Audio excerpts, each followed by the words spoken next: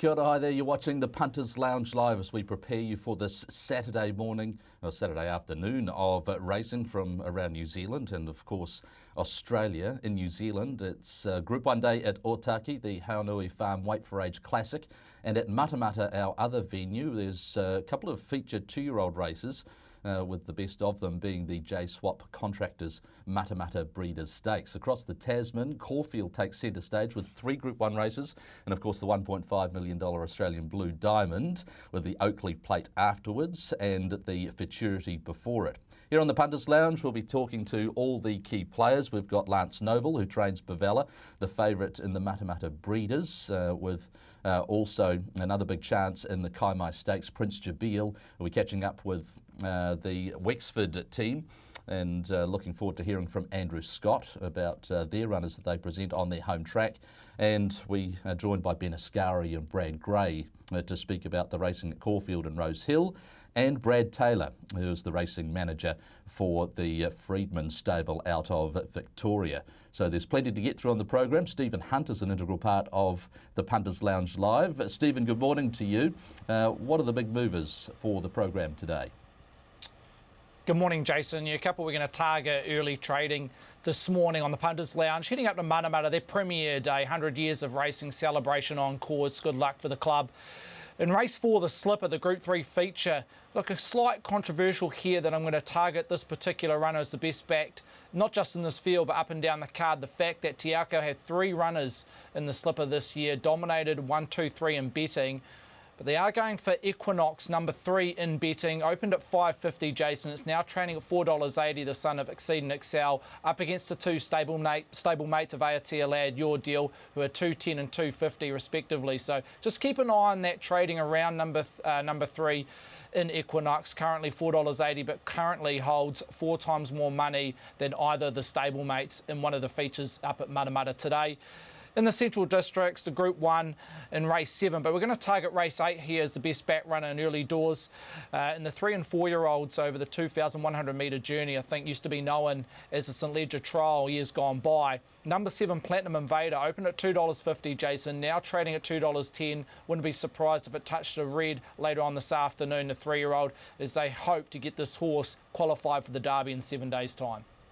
It's a pretty significant race for Platinum Invader. Thank you, Stephen Hunt. We'll be checking in with you throughout the race-by-race previews. Platinum Invader, if he can win that race, will fall, as it stands, $525 short of making the 18 for the Vodafone New Zealand Derby. But at position 19, of course, with one scratching, would be in. So it is very significant indeed for Platinum Invader. And yeah, interesting to note, Aidan Rodley was very keen on Equinox in the 4th race there. The Slipper, the Waikato Stud Slipper at Matamata. Aidan Rodley on the first call from yesterday. Very keen on that Tiako runner. All right, let's set you up with the official weather track and scratchings for the 2 venues, starting with Otaki, where there's been 13 mils of rain overnight. The track has come up a slow 7 and the running rail in the true position. Now, the expectation is today it's going to be mostly cloudy with southerly winds. We hope that there isn't too much rain. Bevan Sweeney will be joined by Aidan Rodley and Tony Lee describing the action from the commentary box there on a Group 1 day, the Haunui Farm Otaki Wait for Age Classic. And it features Melody Bell. Can she win her 4th Group 1 this season and her 5th in her career, or will she be beaten by Volpe Veloce? Could there be another result with Bostonian tasting Group 1 glory, or a Chris Waller trained horse? We'll talk thoroughly about that Group 1 later on in the program. Okay, at Matamata, this is how things stack up there. There have been 12 mils of rain overnight. The track is a dead 6, the running rail in the true position. Now, misty showers in the south of Hamilton, which is probably about 40 or so kilometres away, 45 kilometres away from Matamata, but the showers are meant to clear and becoming fine. So that's good news for the celebrations that will happen on track, not to mention the racing and the 8-race card. Yeah, Group 2. For the 2-year-old fillies is the J-Swap Contractors Matamata Breeders, and the favourite for it is Bavella. At the 250, the 2-year-olds, and Bavella strode to the lead now, looking to run on out wide as Alaline, and behind them then we've got battling away as She's a Lady, but away goes Bavella with 50 metres to go. Shut the gate time, she's smart, makes it 2 from 2 and she's cruised it in. It's so exciting because, you know, you just look forward to the next one and you try not to get ahead of yourself, but boy, I think she's pretty special, this horse. We'll be breaking borders underneath our feet.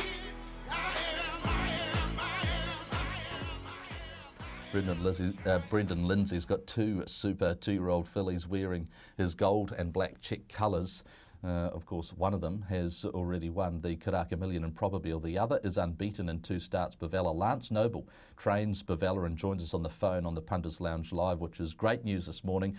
Good morning, Lance. Tell us about how your filly's going to present for the Group 2 today. Good morning, Jason. Look, she's very well. She's been off the scene since November, but she's trained very well. Looks in great order, and I'm very happy with her. How excited have you been with her throughout her preparation, and when did you think that I've got a pretty special filly on my hands?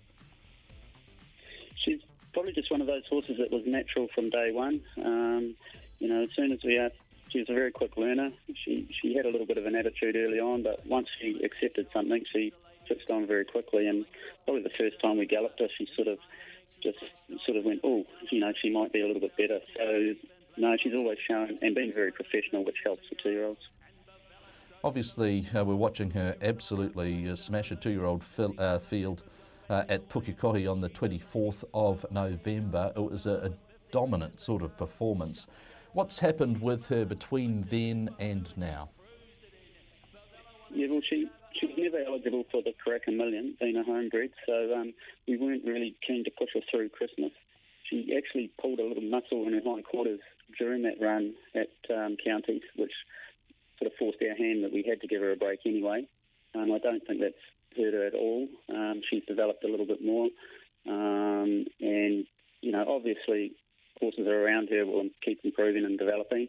So it's just a matter of if she can hold that form that she showed in the spring. It was very exciting. What are you expecting from her today in relation to what you saw that day at Counties? Are you expecting a better version of Bavella? Yeah, it's always that's the $1 million question. I was tempted to trial her before going today, but with the ground being so firm, we didn't want to risk her. So, that's the $1 million question. I think she's shown in her gallops at home that she's as good as in the spring, and I think she will switch on race day, and that's the exciting part about her. We just don't know. Obviously a big indicator as to what you think of her, and also the Lindsays think of her as sort of being nominated for a race like the Golden Slipper. What would have to happen for her to, get there? Oh gosh, you've always got to dream big in this game and cover your bases. So, look, she'd have to be winning today and go on and win the Group 1 in a fortnight in Auckland, the 15 Stakes. So, before you'd contemplate looking to take it to Australia. And as you know, with 2-year-olds, you do just really take them one day at a time. She's a very short price favourite. What are your expectations of her winning? Do you expect her to win today?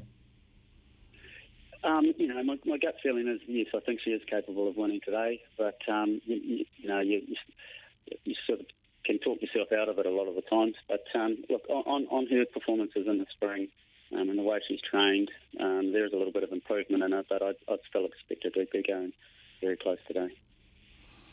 In the race following the Kaimai Stakes, you have Prince Jabil. Now, he has been a revelation over a mile and a half and beyond the last few months.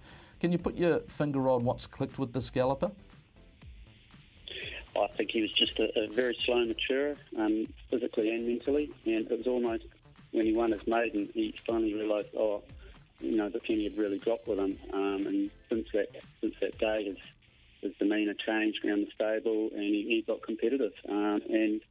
His form's been very, very consistent, and I think he's still improving all the time. I think even next year, as a fully mature 6-year-old, you might see the best of him. We're watching him fight on really well to place in the Wellington Cup at his last start, the 19th of January, behind Gorbachev and DNG. Look, he carried 59 that day. He drops down to a weight of 53.5. What do you expect from him today, given that no doubt you've probably backed off him since the Wellington Cup with a view to the Auckland Cup? He had 10 days in the paddock after the Wellington. He'd had a few races over ground leading into that Wellington Cup. So he's naturally a fit horse. We haven't done a lot of work with him. He's had a couple of hit-outs, but he looks in great order. He's very bright, happy in himself.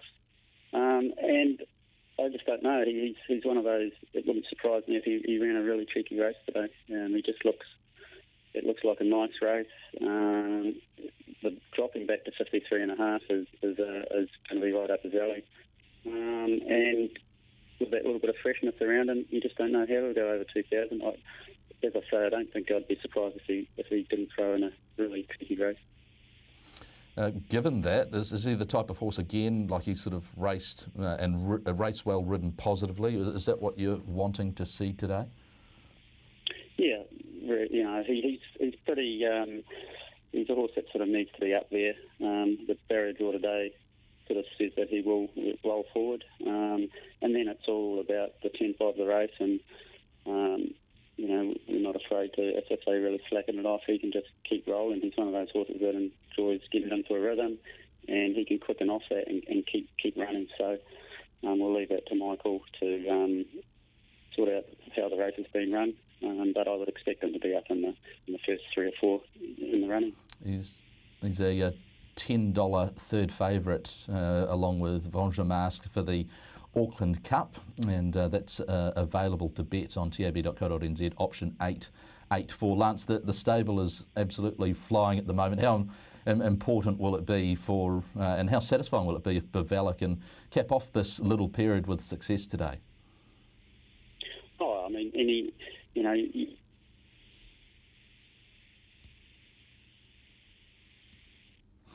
Okay, so the vagaries of the cellular network has meant that Lance Noble has completed his conversation with us, but we do thank him for his time here on the Punters Lounge Live this morning. Bavella is an odds-on favourite for the breeders at Matamata, and on paper deservedly so. We'll see how she goes against the other fillies later on this afternoon. Plenty more to come on the Punters Lounge Live. Andrew Scott of Wexford Stables joins us next.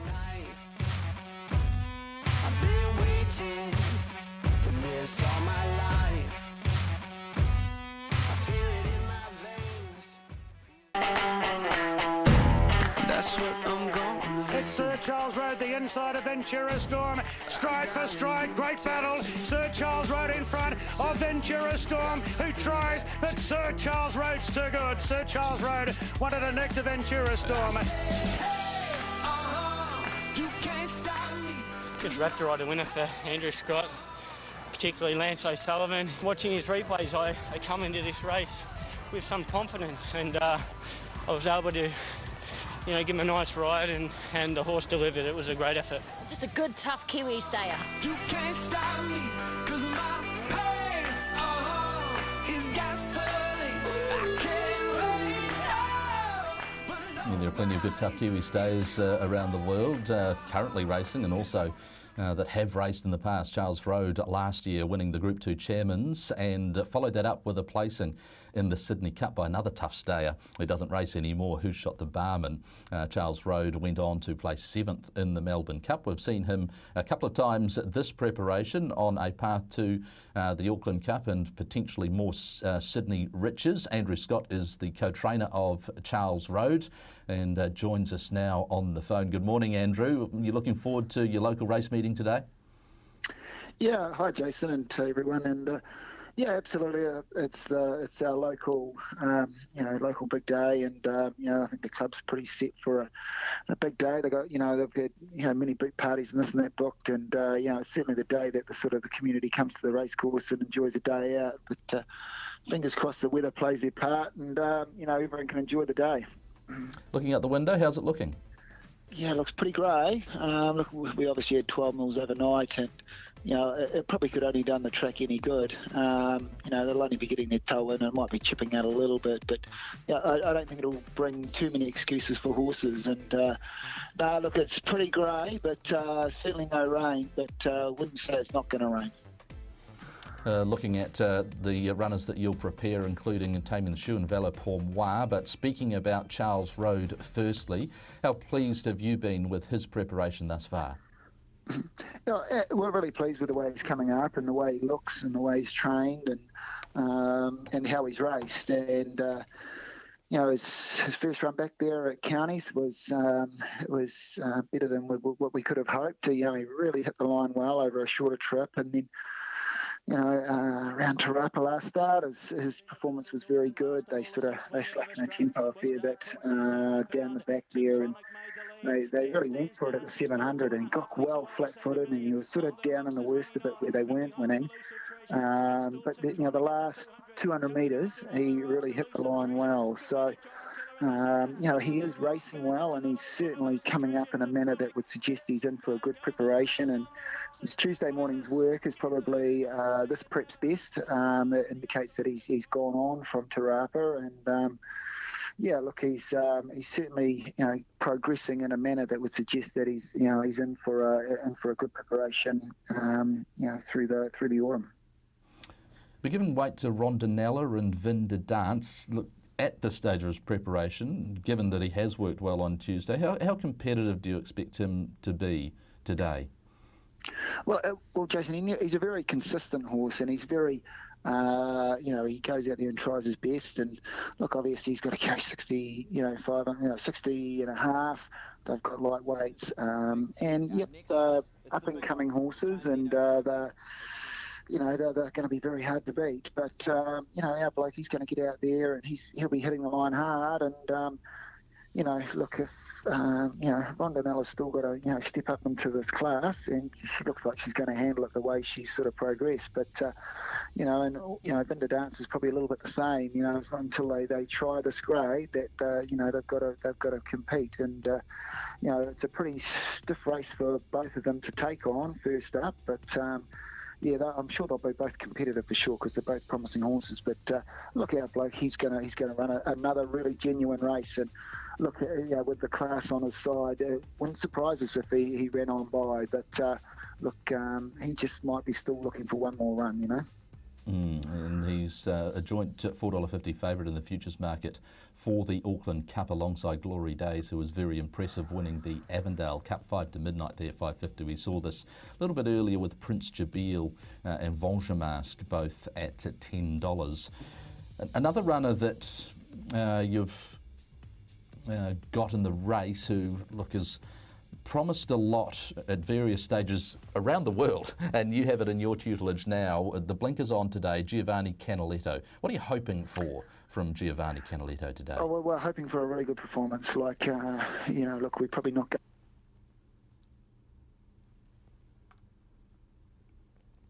Okay, cell phone network again, playing havoc with us here on the Punters Lounge Live. We'll see if we can potentially get Andrew back on the phone, because we've got some unfinished business. I want to hear what he has to say about Giovanni Canaletto. Andrew, you're back with us now. Giovanni Canaletto, what are you hoping for? Yeah, well, we're really hoping he performs well. Look, obviously he's got all the ability in the world, with his, his past racing, and, for some reason or another, he just hasn't quite come up the way we'd hoped. Now, look, we've tried things a little bit different. We've trialled him. He trialled with a good bit of energy, with the blinkers on there. We go back there, and we've worked him up and down our straight heath. It's 2,000 metre straight gallop, and just tried to mirror what they do a little bit in Europe with him. Just mixed his training up a little bit, and we're just hoping that this can really, turn him around and get him back on track, because. His first up run at Tauranga was really pleasing, and then he's just put in two real shockers. But genetically, this is what he's bred to do. We didn't really inspect the great lot till he sort of got over ground, and we're certainly looking for something today, because his body weight indicates that he's right on song. He's the same weight that he was when he raced on day, and he looks as bright as a button, and he's really sound in his limbs, which. he's a bit of an old horse and he's probably filled his pins and, going into one or two other races. So today he's at his best and we've got no excuses. So we're really hoping that he goes out there and at least shows us something to hold on to. He was placed in the Hong Kong Derby behind Werther, obviously a New Zealand-bred galloper that was a Hong Kong Horse of the Year before being retired. So that was Giovanni Canaletto. We're speaking with Andrew Scott. And Andrew, you have a runner in the Waikato Stud Slipper, Patch Prince. Last start at Te Rapa, how did you assess that performance behind Harlow? Probably better than it looked. Look, he's still learning and he wanted to overdo it a little bit mid-race and then, he looked like the winner halfway down and you just swear it was a matter of how far, and then he just hit the wall the last 100 yards and vaulted into third, and as it turned out all day, nothing won down there all day. And, it was totally against the bias, but it was the first race, so we weren't to know. And then the winner consequently came out in the middle of the track and got on the fast lane and won well. And she's obviously a good filly. But he took good improvement with the run, and, he's a much fitter horse. And, look, he has to improve tenfold. We obviously know that to foot it with some of these. But we know he's got a good deal of ability, and, if he puts his best foot forward today, we've got confidence that he will be competitive with some of these horses. So, we've got to obviously draw a line through his last two runs, and, hopefully, if there's any rain around him, with the wee bit of rain that we've had, we believe that's going to only bring him into the race more and will only aid him. So, it's probably a little hard to see him going out and winning today, but he's another one. He's got no excuses. He's a lot fitter, and, he should be putting in a pretty strong performance, and we'll be disappointed if he doesn't.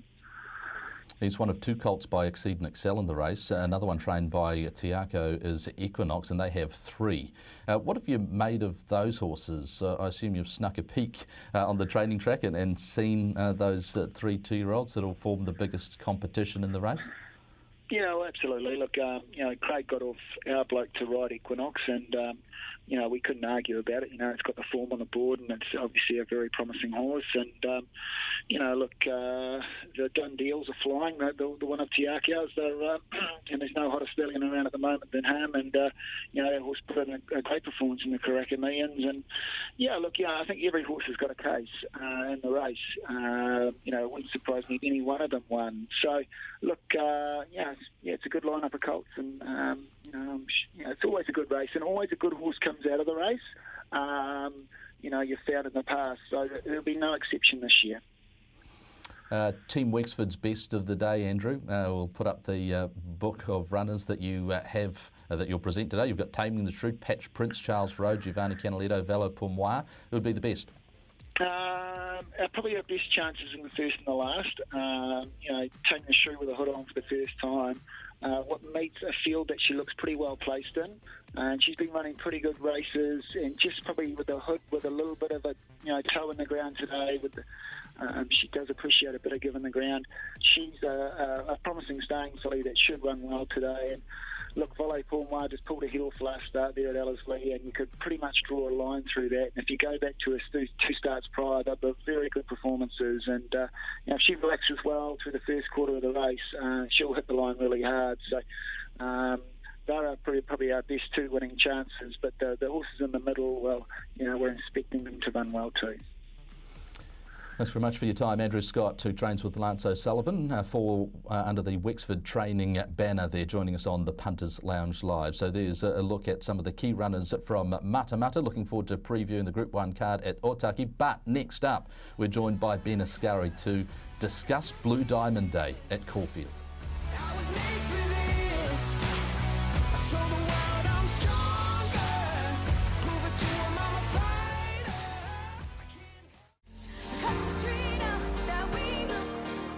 But Elise is really starting to wind up now, and Shin's barely touched the mare. Elise moves up to join Dothraki. Le Romain goes to third, but Elise, this has been pretty soft coming from last, and she extends clear in the expressway.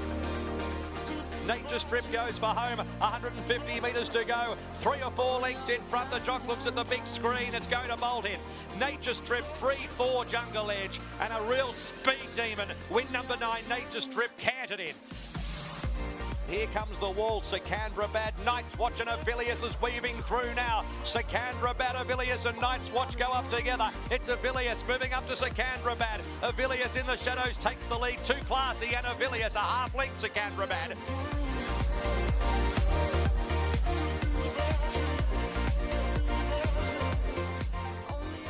Can't wait for the 9-race program at Caulfield. Some stars of the Australian turf to line up. 3 Group 1 races, and of course the 2-year-old feature, the Blue Diamond, with $1.5 million Australian dollars. Ben Ascari of racing.com joins us on the Punters Lounge Live, brought to you by Valachi Downs. Good morning, Ben. What's the weather and track expected for Caulfield today? Yeah, thank you very much for having me on. Weather, a bit overcast at the moment, but it is going to be a picture-perfect 25 degrees and sunny today. Track should be in perfect order, and a good track should be upgraded to a good 3 fairly early on. And couldn't ask for better conditions for what I think is one of the better days on the Australian racing calendar, and perhaps one of the more underrated days on the Australian racing calendar. You hear a lot about Derby Day and Caulfield Guineas Day and Slipper Day in Sydney, but this one's right up there. It is 3 Group 1s, but a really good program overall. Certainly is. At 5:30 New Zealand time, the first of the Group 1s will jump. That's the Futurity Stakes. How did you assess this? I think it's probably the best Futurity Stakes I've ever seen. Now, that's perhaps not saying a lot. It is a bit of an afterthought in previous years, and it's often a small field. You usually get the quality field and the CF4, and then they all split and go different ways, either to Sydney or to the Australian Cup, and the Futurity sometimes a little left behind. But with the All-Star Mile this year, there's plenty of quality still in the Futurity, and it's a high-class field headed by Lise, who is in sparkling form, and she's very, very good. She may well announce herself as the heir apparent to Winks and the second-best horse in the country today, but if she's going to win, she's going to potentially have to come from near last in a race that I don't think they'll go really, really slowly, but I don't think they're going to run this race quickly. Manuel's probably going to be on speed. Maybe Le Romain rolls forward, but there's going to be a big task for both Elise and Land of Plenty from a long, long way back. And for that reason, I think with the blinkers on, third up, getting the perfect run just in behind the leaders, it looks a really nice race for Brave Smash. He made significant improvement from the first to the second up run. I think he'll make significant improvement second to third up. And last time the blinkers went on last preparation, he won a Manicato Stakes, and third up 2 preparations ago, he did win the Futurity. So Concede Elise is a very, very smart horse, but sort of $6-7, I'd rather play Brave Smash on an each-way basis, because I think he'll run top 3, and hopefully if he has a tactical advantage, he might be able to hold off the fast-finishing Elise. Yeah, that key gear addition of blinkers, you'd say, is very significant for a horse like Brave Smash, and the map for Elise. Certainly a little bit of a word of caution there, given where she might get to in the race, as classy as she is. OK, the Blue Diamond, often a difficult race from a betting perspective because of the different form lines. Lies $5.50 at the moment. Loving Gabby $6.50. Now that has drifted. A theory there at 8s. You've got I'm Immortal. How did you sort this race out, Ben? Yeah, with great difficulty. Found it one of the harder races of the day. Two-year-olds aren't necessarily my thing. I generally play them pretty cautiously. I'm taking a bit of an opinion that the girls are better than the boys. In the 2 preludes, the boys went out faster, but the girls ran home, slightly faster overall time, which tells me that they're a better group of horses than the boys. I'm not giving up on Brooklyn Hustle. I think she's over the odds at double figures.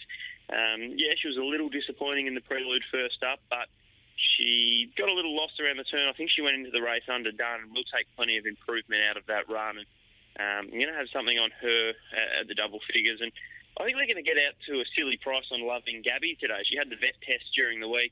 Stable weren't worried with her.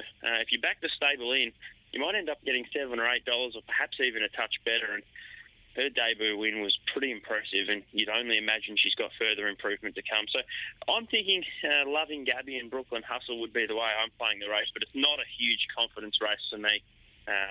I'm leaning that way, but it's pretty tough. Yeah, certainly on paper, very, very competitive. Race number 8, the Oakley Plate, is a case of being for Nature Strip or against Nature's Strip.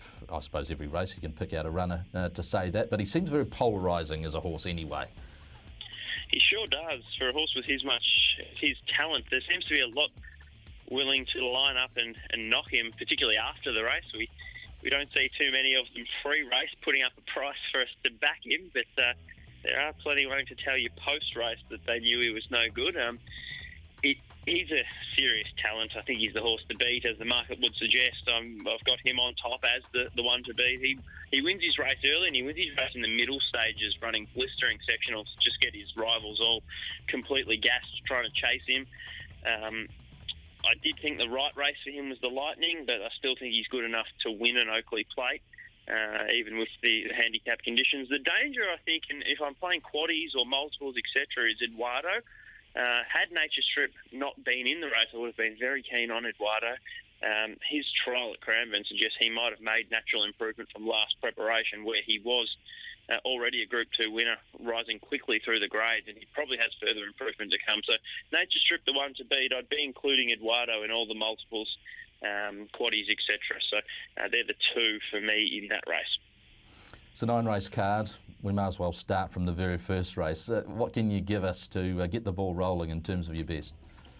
Yeah, hopefully we can get the ball rolling with Sikandarabat in the first race. He split both Avilius and Knight's Watch last start in the Carline Cup, and it looks outstanding form for the Mornington Cup Prelude, which is the first race on the program. He steps up to 2,000 metres, third up from a spell. Doesn't look like a huge amount of pace in the race, but that should be okay for him because he's got an outstanding turn of foot. So he's ideally placed for Lindsay Park and Jordan Childs. He's not flash odds. He's around about even money, but I think he should be winning the first race, Sikandarabat. Also have Arameo there. I Am a Star as two of the better bets, Brave Smash and D'Argento. Ben Ascari of Racing.com giving us his selections and his best selections for Caulfield today. Blue Diamond Stakes Day. You can find all those selections on the Punters Lounge tab on tab.co.nz. Two-handed in the Blue Diamond is Anthony Friedman, and his racing manager is Brad Taylor. And Liar down the outside from Brooklyn Hustle. Vinakunka with 100 metres to go. Here's Liar, and also lifting in the middle of Theory, Vinakunka and Liar, Vinakunka, Liar. I Am Immortal with 100 metres to go. Shotmaker's lifting. I Am Immortal just in front of Shotmaker, and I Am Immortal won again. Won it by about a half neck, Shotmaker.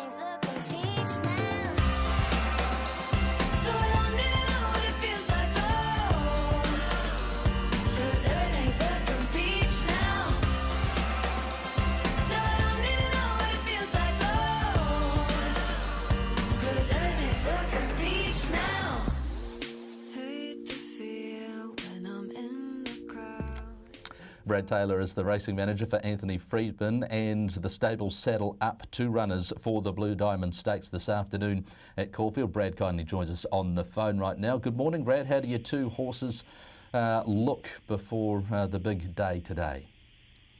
Yeah, Jason, good morning to you. And they're in really good order. We couldn't be more happy with them heading into today. They both had faultless preparations. The colt's been unbeaten, and arguably the filly should be hurt. She was pretty unlucky first up at Flemington. So, no, they're spot on. Their work on Tuesday morning was very strong, and it just ticked over the rest of the week. And we're pretty excited to settle on these 2 on today. How do you assess the form between the colts and geldings and the fillies? You've obviously got a leading colt and a leading filly. Yeah, everyone over here is sort of saying the fillies are a stronger bunch. You probably have to look at it that way. They've run fast. They ran faster time the other day, but our colt's very good. We've made a slight gear change here. He'll wear the earmuffs and tongue tie today, just to try and get him to relax earlier in the race. He can overdo it through those early stages. He does all his work in the earmuffs, and he sort of relaxes off horses quite nicely. He shows a nice turn of foot. So if he can do that in the race and sort of relax through the first 600, he's going to be awfully hard to run down. And they're talking today that it's going to get windy and favour those on-speed runners, so that could really suit him. And those fillies will have to be very good from back in the field to run past them. We're seeing I Am Immortal now. We saw Liar just before win the Blue Diamond prelude for the fillies. Is there a question mark, I'm Immortal, over the 1,200 metres in your mind, or do you think those gear changes that you've made will allow him to see out a strong enough 1,200 to win?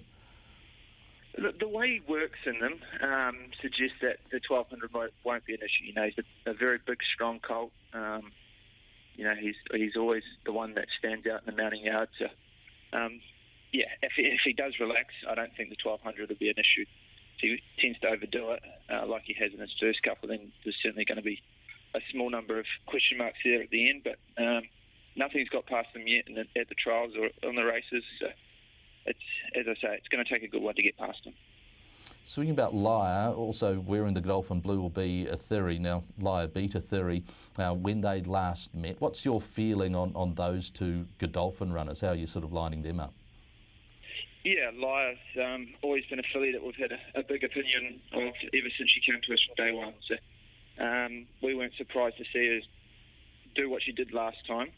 We always knew she had the ability, and she was probably well over the odds. You know, her work leading into the run last time was, well, the same track rider rides both of them, and he just said the filly worked a hell of a lot better than the colt leading into that day.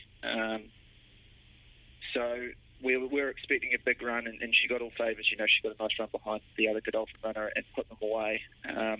You know, everyone's saying she's got match fitness. She had 5 days in the paddock after a win at Sale. So she's taken really good improvement out of that, and she'll certainly eat up every metre of the 1,200 metres today. So we're not concerned about the distance. She's got a nice barrier. She should be just in behind them, and behind the speed. Hopefully Luke can stay one away from the rail.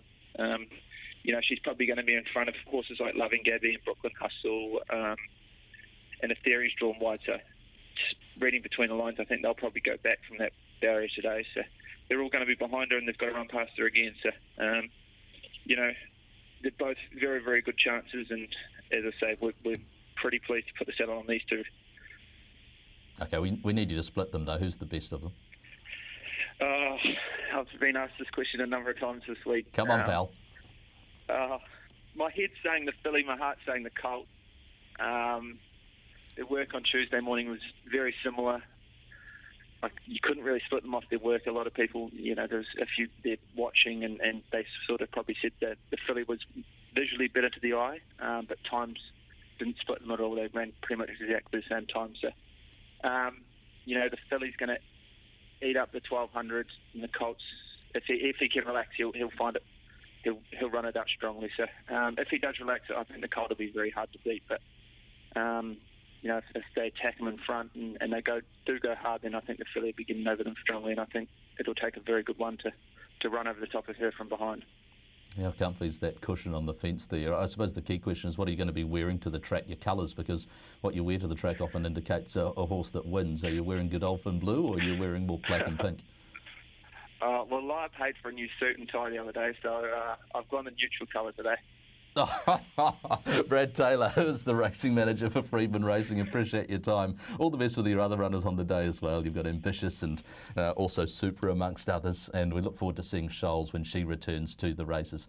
She came out of the Oakley Plate earlier on in the week. So we thank Brad Taylor there, from one Brad to another, and Brad Gray, who has given us these bets as his suggestions for Rose Hill coming up in the 4th. He likes Seaway.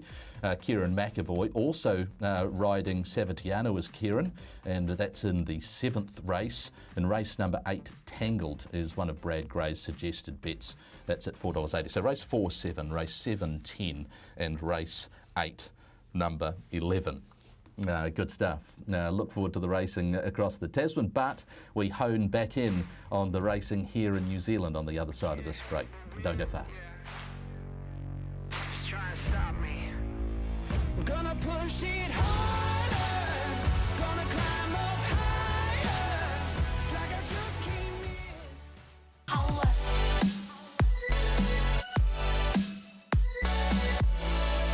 Show my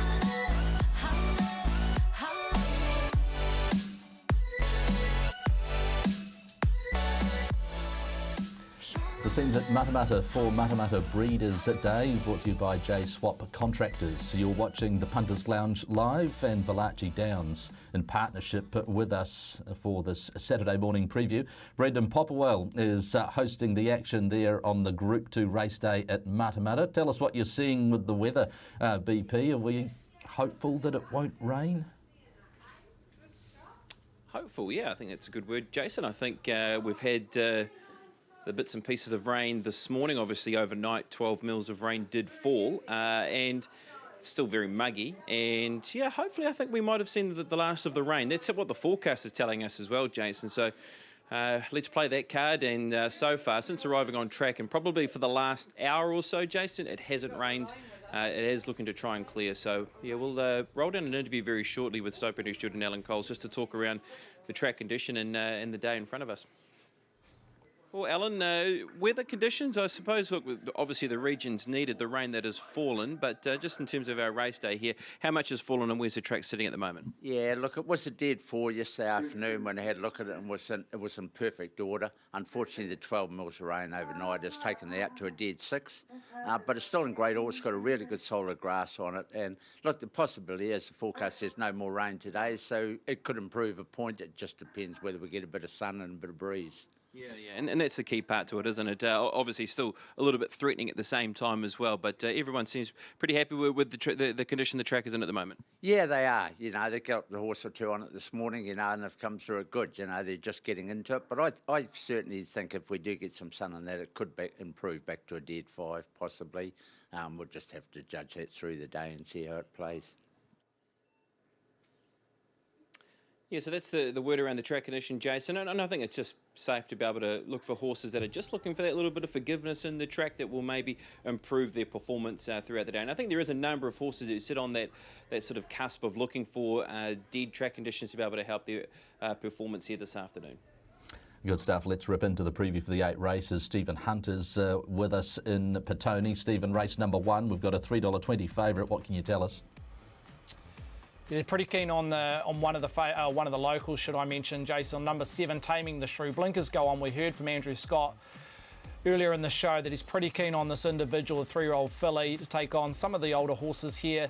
Opened at $3.60 this morning, come into a few notches into $3.20 and 2 times better back than the second best back runner, which happens to be Evervescent in that 4th line of betting. $8 on opening now, trading at $7. See number 3 there, Evervescent. Jason Waddell does the riding. Jason Waddell, clear favourite for the Jockey Challenge today at $2.80, notably Punters. But you're Taming the Shrew well back, $3.60 into $3.20. The Helix has been a notable drifter, $4.50 out to $6. The Helix, Punters not rating its maiden win at Hawke's Bay a couple of weeks back.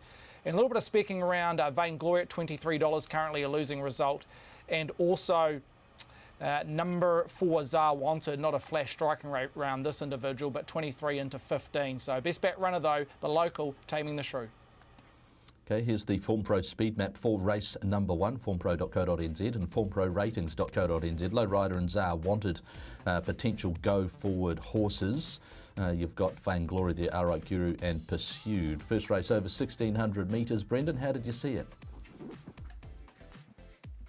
Yeah, look, I thought this race was a tricky one to start the day off. I really do like the chances of Tolmac at the top of the book.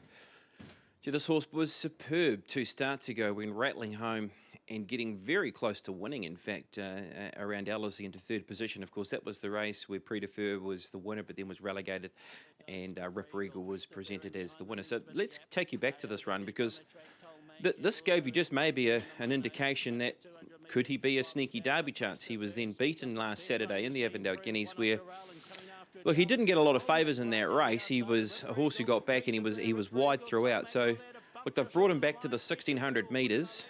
He's shown that he can get through the track conditions with the way they're presented. He does like to get his toe into the ground. He did win a maiden at Maui over 1,600 metres on a slow surface. We've seen him compete also in a Geelong Classic where he ran into 4th position as well. So, look, he has to lug the weight of 60 kilograms, but I did see him as a solid chance in the race here this afternoon off that run around Ellerslie. I think Taming the Shrew with the 3 kilo allowance with Taiki Yanagita does come in nicely. Blinkers going on. There's a couple of good factors around why she can win this race, even though she's taking on the older horses. And then the 2 in the Helix, who did win well in a maiden race at Hawke's Bay midweek, but he certainly showed that there's something about him as well with how he did win that race. Just have to hope that the form out of it can hold up, because Harbourside was beaten in a midweek race when well favoured during the week. But I went with the 1 on top in the first, Jason and Tolmac. Valachi Downs, the sponsor of the first race. Sponsor of the second race is Rich Hill Stud. And this is the market for this Racing 82 over the mile. Rhinestone Cowboy and Concert Hall share favouritism. Has it been between those two runners, Stephen Hunt? What have you noted? Okay, so when betting commenced on Thursday afternoon, Jason, Concert Hall was $3.70, Rhinestone Cowboy $3. And now they've matched $3.50 each of 2. Rhinestone Cowboy hasn't raced since November and does have a wide barrier draw to play with here in barrier 13. Jonathan Riddell doing the riding. Look, he's destined to group company. We all saw that early preparation around Rhinestone Cowboy, but there is a little bit of a negativity around him in betting number 6, and they're pretty keen on Concert Hall, Maddie Cameron doing the riding, to beat Rhinestone Cowboy. Concert Hall, 370 into 350. Wouldn't be surprised if it closed favourite, Jason, later on this afternoon. Zaza Gabor in that third line of betting opened at $10, now trading 8.5. Starry Beale, again, back to the mile. Punters not that keen here. $8 out to 9. Wait for blinkers to go on back right-handed, 2,000 metres, or left-handed. That will be the green light for around that individual. Firefly, who does have a second to Rhinestone Cowboy last campaign, well supported, $11 in that middle market. A little bit of specking around number 8, Neeson, 16 to 12, looks to be a pace influence. But the best lead I can give, Concert Hall, currently equal favourite, $3.50.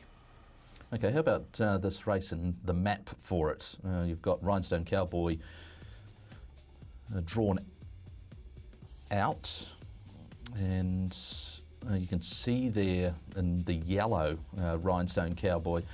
Interesting, where do you sort of see tactics here, BP? It's a heck of a race, isn't it? A rating 82 mile race where there is just form galore. Look, Rhinestone Cowboy, I think there's no doubt that he is one of our most exciting gallopers coming through the ranks. I mean, he has just got a lot about him in terms of being potentially a very good horse, Rhinestone Cowboy. Look, barrier draw could be problematic. Do they look to just try and overcome that? Do they look to try and posse up? Do they look to try and slide and try and find a spot with him, with Rhinestone Cowboy? Look, there are a couple of horses here who look to try and take the initiative. You've got a horse like Neeson who can roll forward in the race. Even a runner like Stacey Ann, who's drawn out, do they look to try and get across them from out wide? We've seen Zaza Gabor as well, who's pushed forward in the past as well. So, look, there's a few runners there who can make tempo, and there are a few horses that could apply tempo to the race, or do they look to just try and find their spots? This was a big win at Otaki by Rhinestone Cowboy. He covered extra ground. But Jason Waddell did ride him like he was the best horse in the race, and he was just very comfortable where he was travelling, and he won oh so well and comfortably on that occasion on the 30th of November. He's had himself a very quiet trial since then around Te Araha back on the 5th of February. This is Concert Hall, and you can see why this horse is well favoured in the market. 2 starts ago, this horse was desperately unlucky around Tauranga, never got a clean shot at them, and went to the line with absolute handfuls, said Ryan Elliott. Then on this occasion, it just got a little bit niggly at one stage because the horse was 3 back the inside, but Cameron was cool and calm, and he waited for that time to present the horse, and then she just exploded away from them, and she did a nice job centre part of the track to win in good fashion. So she looks like she's ready to step up to this type of grade, and she can be a chance in this race, and she has shown that she can get her toe into the ground as well, and appreciate that. I'm going with Rhinestone Cowboy over Concert Hall. I really don't feel that there's too much between these runners, and it's all going to come down to who gets the sweetest run in the race. I do like a bit of a couple of roughies in this race, Jason, and I think it is a race where you could search around for a little bit of place value. The 11 and Firefly, this horse does come in beautifully at the weights, does get down to 51 kilograms. Now, this horse won a super race in a rating 72, having to carry 58 kilos over 1,400 metres. Now, that's not really the horse's distance, but goes to 1,600 metres today, does have a draw where she can take a position behind speed. I thought she was a great place chance at $3.50. And what about our King Sway? He always seems to turn up when there's a little bit of the aqua around and on the home track. Top race this, Jason, the second of the day. Yeah, totally agree. Let's have a look at the market for race number 3. And this is how things stack up. For the Tone Zone, 1,200. Mr. Universe is the $3.20 favourite. Maison Roxanne, $3.50. Monaco has been super in his last 2 starts, breaking maidens at Matamata. It was a pretty thin race, but he did it well. But then he went to Ellerslie and was, I thought, really good behind Walking By. What's the market telling you here, Stephen? Mr. Universe, you guys were keen on. Has that been the runner that's attracted most money? Matches dollar for dollar early doors between Mr. Universe and Mason Roxanne. But we have drifted Mason Roxanne 320 out to 350 on weights of multis through Mr. Universe, which declares, from our view in the trading, that it will close favour later on this afternoon, Mr. Universe. But I think it's found its price at $3.20. Jason Waddell doing the riding in front of Mason Roxanne. But as I mentioned, they do match dollar for dollar in early trading, the 2 and the 8. The third favourite, Monaco, well supported, well suited set weights and penalties, being a 2-win horse, $4.80 into $4 Monaco, and looks to be a ton of speed in this race. It'll be interesting to hear, Jason, your thoughts and also Brendan's around the speed in this race, which will favour a horse like Monaco. Salt Bay 650 out to 7, that fourth line of betting. A little bit of specking around Pims and Pearls and Chiquitita at 10 and 14 respectively, but happy to lay those two horses at their prices. Just feel they're just below this grade from the ratings that came out of their maiden wins last start. So best lead I can give, just as Mr. Universe, and that's on weight of multis rather than single bets. Well, here is the Form Pro speed map, and Brendan Popperwell will get your thoughts on it very soon. You've got Chiquitita, Not Usual June, and Maison Roxanne. We saw Maison Roxanne, Brendan, when she was successful at Te Araha, sustain a lot of pressure. It was a very competitive race, and she came out on top, beating Monaco. You've got Salt Bay that also has speed. Very well backed, obviously, Mr. Universe, who might just get that nice tuck in behind the tempo. How did you see it? Yes, and that's a key factor, I think, for Mr. Universe, because that's the sort of trip he got last time, didn't he, when presented and won by quite a good margin. And he's a horse who just hinted that he was ready to do something like that. He's been a runner, I know, that's been frustrating for the team, but he's always shown the ability, and he's tackled some nice company, and he put them to the sword when he won around Tauranga recently. Yeah, there is a few horses here, though, that can punch up. Look, Mason Roxanne is a horse. I'm happy to forgive the last start effort when beaten by, obviously, King Louis. Now, that was in the Mongolian Khan Trophy. They decided to have a shot at the stumps on Kanaka Million Night, and why not? James McDonald gave a big report off the back of the win at Te Araha and suggested that the horse is up to a good grade. So they had a shot. James was in town, so they were able to get him back on the horse. This afternoon with an inside gate with a bit of pressure up front. What did they look to do? Did they look to try and keep kicking on, or did they want to take a trailing spot behind a horse like Chiquitita, who could roll forward in the race? I mean, there's a number of horses here who can look to take to that forward position. You've even got sort of Not Usual Jane, who's been able to take that position in the past as well. So does that play into these horses' hands? Mr. Universe or Monaco, who's won 2 races and is the only 2-race winner in the special conditions race? Look, Monaco did impress around Ellerslie last time to the races and did win the maiden here at this venue. And we have heard that the raps from Stephen Ralph that he does believe this horse is a runner that's just getting better every time he's gone to the races. And I think the key component too to Monaco is that he spent a bit of time in maiden grade and he's worked the caper out. Now he's gone bang bang with his maiden victory in this 65 win. Look, in the end was pretty soft, wasn't it? I mean, he had them all covered a fair way out from home, and Trudy's just given him a little slap down the shoulder, and it was a hands and heels job, and he's done it well. He's done it very, very nicely there last Saturday. So big respect around him. I'm going to go with the 8 in the race just, though. As I said, off that regard from James McDonald from the push that he gave us to start to go when she won. If she can maybe look to take a spot behind the pressure and she could have that last shot at them. My big queries in the race, though, and watches are from runners 1 and 2 in Jason and Monaco and Mr. Universe. Race number 4 is the Waikato Stud Slipper with 3 Te Ako trained runners and 2 other Matamata trained runners in the event, with Scotch tripping from Cambridge to line up in it. $2.10 Aotea Lad, $2.60 for Your Deal, $4.50 for Equinox, and then you've got 25 to 1 for runners 4 through 6. You've already indicated to us, Stephen, that Equinox is the money horse here and the money horse across the country.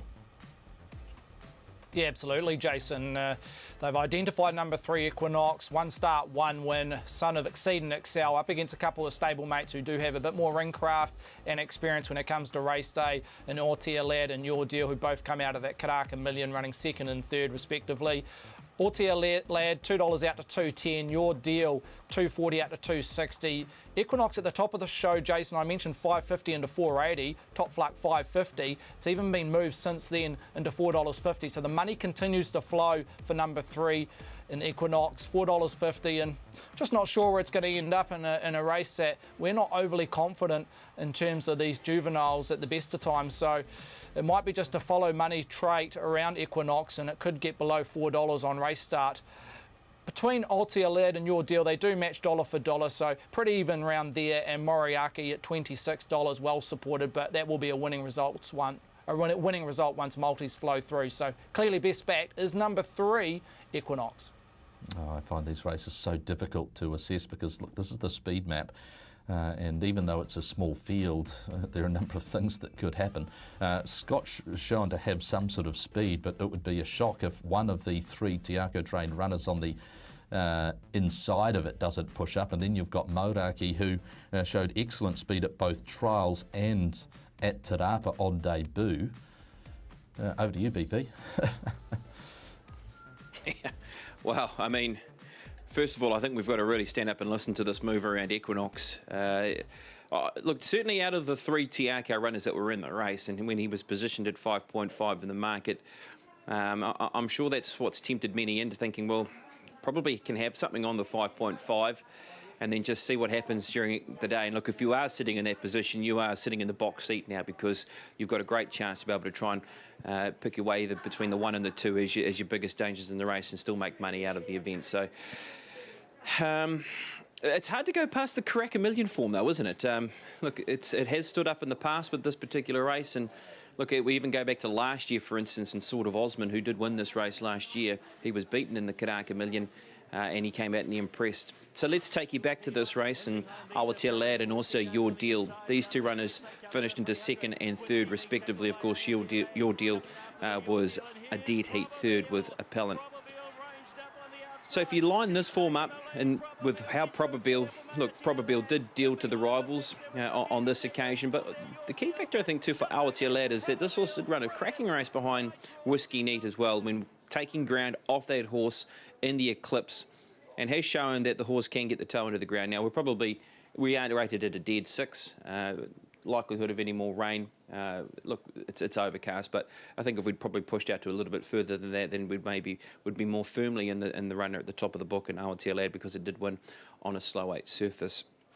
And then Your Deal, look, he's impressed with what he's done so far. He got desperately close to Probabeel 2 start to go around Ellerslie when beaten right on the hop and then running 3rd there in the Karaka Million. It's a matter of which way you want to roll them out here around these Tiako runners on 1 over 3, but it could potentially turn to 3 over 1. I really am undecided around these 3 runners at the moment, Jason. I like them all because really with their each sort of individual runs and how the race can pan out, they can win this race. They're 3 top chances in the 4th of the day. Yeah, it's like picking a favourite child, so I've heard in theory, not having children myself, or picking a favourite show to be on. The first call of the Punters Lounge Live. Let's move on to the New World Matamata 1400. This is the market for it. Bridal Veils $3.60, $4.40. Lamia Stella. Then you've got Danger D at 6. Giant Gem $7.50. Now this runner interests me, Stephen. Did many get on at the 20 to 1? Absolutely, Jason. Yeah, you bang on there around number 6. Visor blinkers going on. Had a little bit of a freshen up going to its previous $7.50. Top fluck this morning after scratchings was $9, but well supported during the week at 21. Got as short as 14 prior to today. Giant Gem. So well found now at a $7.50 quote. Jonathan Riddell does the riding. Look, it's hard to dissect this race with the amount of scratchings we have had prior to today with the likes of Together, who was well in the mix, Emerald and Moore and Co. Bridal Vow now a $3.60 favourite. Well supported in front of Lamia Stella at $4.40. A little bit of specking, as we mentioned, Giant Gem and Owen Patrick for George Simon and Co. Well supported, opened at $10 this morning, now trading at 8. So they're willing to spec 4 or 5 in this particular race. This is the speed. You'd expect that Owen Patrick would be positively ridden, and along with Bridal Veil, the 2 sort of leaders on paper. Overall, I don't know that it'll be any quicker than even, and those scratchings suggest that maybe it would be quite a slow middle stage of this 1400 metres. A Danger D's a horse that on occasions can show speed. From a wide draw last time, got back and really hit the line hard. So is maps to get a really nice run. How did you sort this race out here, Brendan?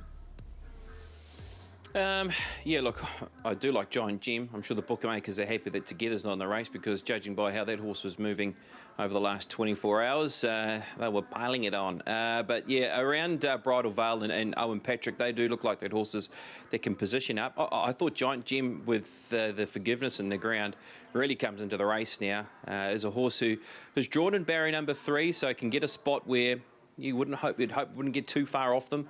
She really did wind up nicely and picked them up beautifully at Te Rapa when winning this horse, Giant Gem. And that was when the track went off. Of course, that was after the big deluge of rain that we had on Waikato Cup Day, which was 3 starts ago when the track pushed out to a dead 6 with the visor blinkers going on. I made him my value bet of the afternoon, Giant Gem. I do like his chances in the race. I thought Owen Patrick, if he does look to find that forward position, maybe of even outside Bridal Veil, can be a hope with the dig in the ground as well. But yeah, did like Giant Gem today. Okay, the J Swap Contractors Matamata Breeders has an odds-on favourite, Bavella. Stephen Hunt is, I know Has to Be Good has come out of this market, but what can you report on dollars for this? Clearly the best back runner in one of the features today, Bavella. $2 on opening on Wednesday, Jason. Got as short as $1.90 prior to the scratching of It Has to Be Good. Now $1.75 proposition. In front of a Appellant who also has been well supported, Jason. So even though the money has come for Bavella, the filly, Appellant has been well supported in that second line of betting. Got as short as $4.20 this morning. During the week, you could have got as high as $5 around Appellant, and won't mind any fire out of the track that is presented this afternoon, Appellant. So $3.60, well supported. But Bavella does hold 2 times more money than second best back runner in Appellant. Harlow, like it didn't do it on the time, Jace, but on the eye was very impressive at Te Rapa first up. Out of Te Akau Barn, Harlow, well supported, $9.50. Currently the biggest liability, but I think the money will come for the top 2 throughout the afternoon and get that liability down on the third favourite, Harlow. Outside that, it's pretty friendless. So really, I'll just leave it at that. The top 3 have been the ones that they want in the 2-year-old feature.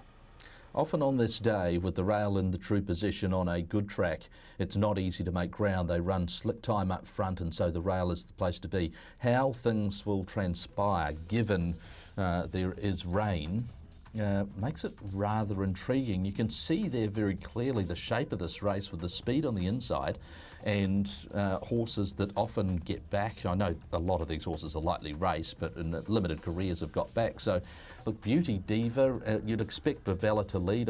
I can see Bavella controlling the race outside of the leader, Brendan, and being very hard to beat. Yes, yeah, exactly, Jason. That's how I sort of saw it with her as well.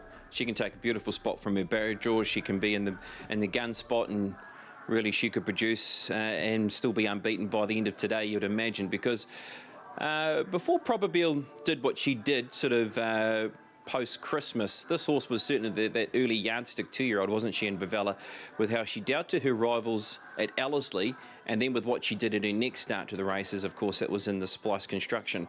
Now, that was on a rain-affected track as well, bear in mind, too, Punters. So let's have a look at this run from her, and gee, she's just so professional. She just does it easily, and she just charges away from, look, a good 2-year-old that's in behind here who runs into that second position, and Ala Loon, who was first time to the races. But there's just everything about her you've just got to fall in love with Bavella, with how she's done this. Vinnie Colgan takes the ride for trainer Lance Noble.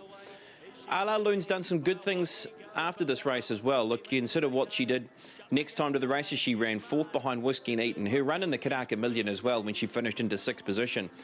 Gee, she's a horse that you'd want to be following as a 3-year-old filly. She just looks like a horse who could really go on with the job as a 3-year-old filly, with her being a daughter of a reliable man. So yeah, that's the win there of Bavella. Then, of course, we had the Karaka Million form line again, as we showed you earlier in the day. That with Appellant, who finished 3rd equal, and also Ala Loon, who finished into 6th position, but also even the runner who is the speed influence in the race, and that being Beauty Diva, who stuck on it, went around at $110 in that race, with Winona Costin aboard, and ended up finishing into 5th position. She finds herself up front. She did beat Appellant on debut when she did win, Beauty Diva.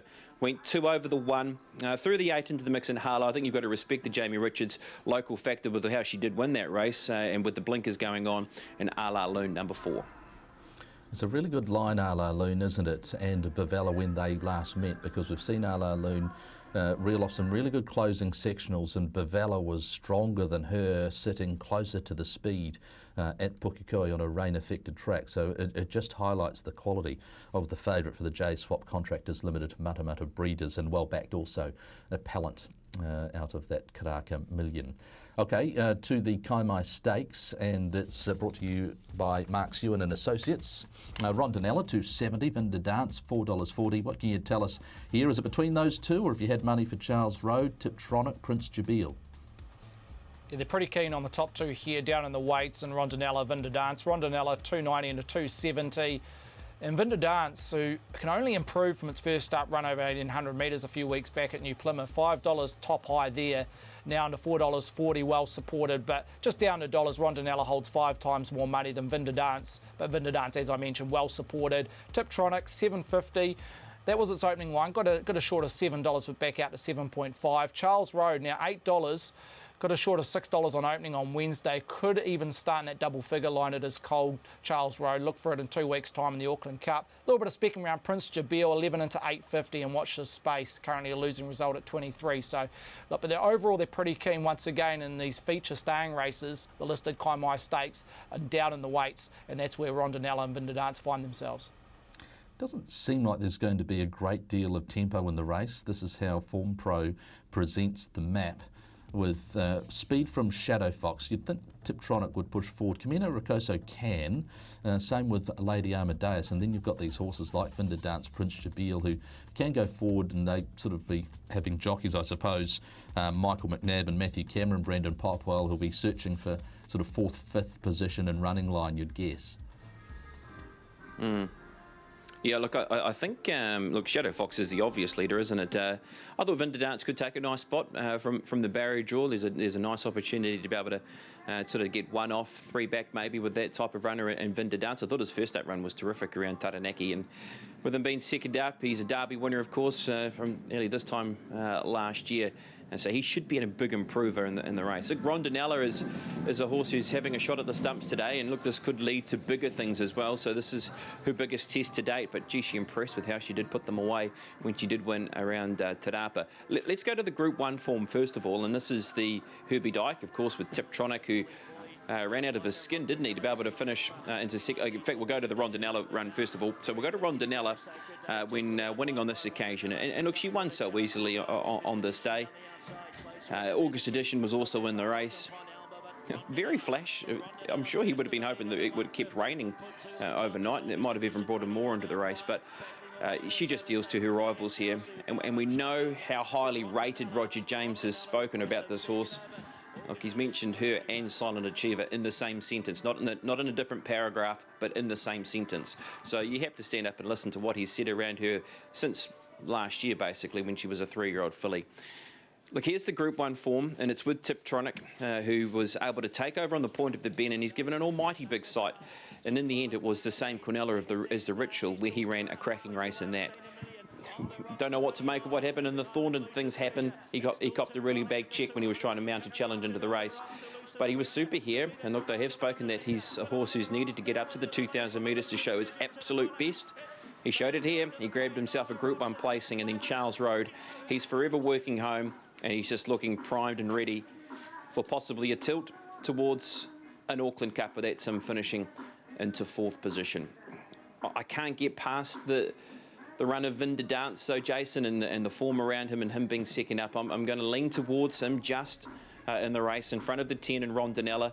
With her big test, I do reckon she might be up to it. The 1 Charles Road, look for him to be closing again, and Tiptronic runner number 3. And Prince Jabil, look, Prince Jabil did win at 53.5 kilograms 2 starts ago in the City of Auckland Cup, and went a massive effort to be able to carry top weight in the Wellington Cup recently.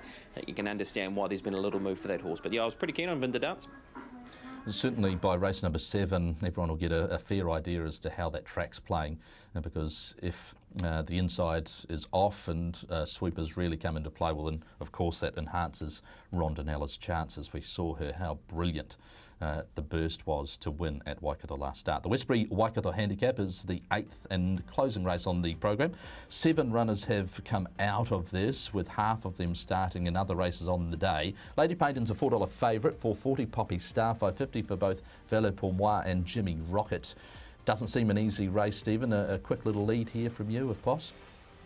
Yeah, as you mentioned, really turned upside down with notable scratchings with the inclement weather and track conditions, Jason. Lady Peyton, $4, well supported. To be fair, there's no clear lead here. They're backing 4 or 5 runners, including Vala Puamwa at $5.50. A little bit of specking around Mr. Trump, 11 into 9.50 this morning. And also Vitachi will like the dead 5 or dead 6 track conditions. 14 Top Peak now trading at $9.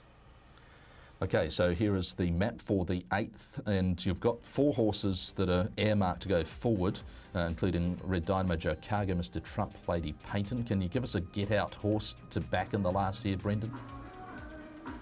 If there's a nice bit of tempo here, Jason, which I was hoping there would be, and when you've got a horse like Joe Cargo in the race, there's a big chance of that could just play into the hands quite nicely into Valeur pour Moi, who's rated around $5.50. Digging the track's going to play into this horse's hands, also with weight relief as well, with Taiki Yanagiri getting down to 53 kilograms.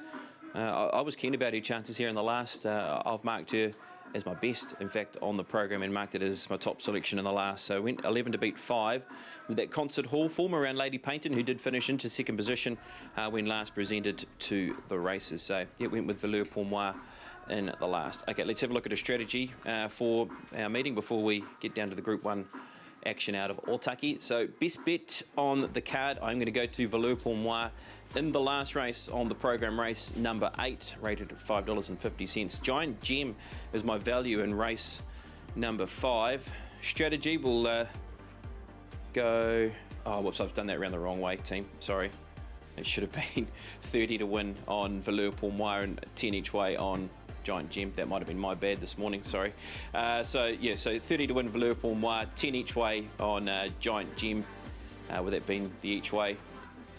And a box multi with Firefly to run a place in race number 2 with a good chance from a decent barrier draw at $3.50 the place. Giant Gem to win, Bavella to win, Vinda Dance, and then Valeur pour Moi. And if that rolls home, Jason, I'll shout you out for dinner. I'll look forward to that. Can I pick venue? I know your taste, so no. Okay, I was going to say it is pretty dangerous if I can pick venue. Brendan Popwell there at Matamata will be checking in with him before race number 1 on Group 2, J-Swap Contractors Matamata Breeders' Day. Group 1 racing at Otaki. Bevan Sweeney is hosting there. Aidan Rodley, Tony Lee on track. The Punters Lounge Live continues. Stay with us because we've got a special betting option for you as well on the other side.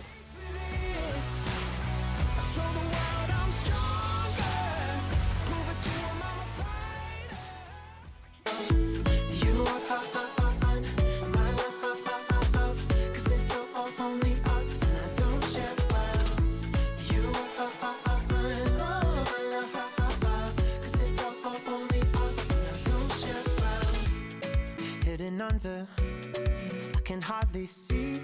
Should we wait for? The scenes at Otaki for the Haunui Farm Weight for Age Group 1 Classic Race Day, with that Group 1 event set down for 4:14 this afternoon as a part of the big Saturday of racing here on TAB Trackside 1. Now, we spoke of a special betting option released by bookmakers, and it does pertain to the Group 1. If you want to back Melody Bell and Volpe Veloce, you can do so together at this special price on option 827. $2.20 for either Melody Bell or Volpe Veloce to win the Haunui Farm Weight for Age Group 1 Classic, and that is a Punters Lounge Live special. Time now to say good morning to Bevan Sweeney. Bevan, that special off the bat, does that sort of interest you? Well, I think so. I think clearly Melody Bell is the benchmark, and I think Volpe Veloce has been going just as strongly throughout her campaign. When you reflect back on what she did at Ellerslie, you reflect back on the most recent run at Te Rapa, where look, she was well back in that field, and she did really come home very, very strongly. You could say that Melody Bell was just as strong to the line. So I think those are the two that have really marked themselves over the first part of their preparations as the two to beat. But we have a very, very good field this year, Jason, for the Haunui Weight for Age. You throw in Shadows Cast, of course, who won the Thorndon. Look, he doesn't have that heavy track form, but his slow track form, when you dig down a little bit deeper, is pretty strong. So I don't think that's massively against him. And there's a host of other chances. Consensus back in form, of course, we've got the Chris Waller at the horse at the top. So it's a race that has maybe been light on numbers over the last few years. Not this year. It's going to be a cracking event. Very good morning to you all. Welcome into Aotaki Māori. We were under cloudy skies, but it's certainly warm enough. 30 mils of rain has fallen, so the track has come up a slow 7. I have been out on the track now. This is just my personal gut feeling on what we will see here this afternoon. I don't think it is markedly, for me, better out wide. So I think after the first few races, you will see Hoops trying to get off the inside and get out wider on the track. So I think those wide draws, when you originally see them, you think, well, they'll play against some horses. I think by the point of the Group 1 that you'll find that those wider draws are maybe more of an assist than they are a hindrance. But we'll just have to see how it'll play out. Aidan will pick up an interview with Kim before the first on the program to get his thoughts on the track conditions. But just walking it, just spoken to Al Sherrick, who's been out and had a walk as well. I just walked it and thought it's slow in that inside sort of 5 or 6, 7 metres, and then out wider there is just some better ground further out wide.